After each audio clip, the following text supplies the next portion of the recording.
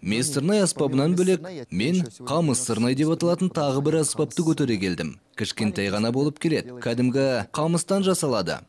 Жақсы, бірақ дыбысы қызық. Оның үніне құлақ түрсең, аңыздар жетегіне алып кетеді. Аңыз демекші, мен саған Шайтан көл туралы оқиға айтып берейін. Ерте заманда мына жер бетін Сұлушаш есімді бой жеткен мекен депті. Оның әкесі өте бай адам екен. Үйлерінде сол қызымен түйдей құрдас Алтай есімді жалшы қызмет істепті. Уақыт өте, олар бір-біріне ғашық болады. Ал бай болса сирағы шыққан кедей баласына қызын беруден бас тартады. Махаббат шіркін жай қояма. Алтай досы Қайсарға айтады. Ол үшеуміз бірге қашайық деген ұсыныс тастайды.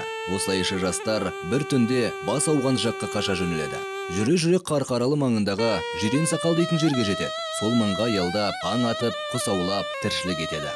Күндердің күнінде аңға шыққан Алтай жардан құлап қаза болады.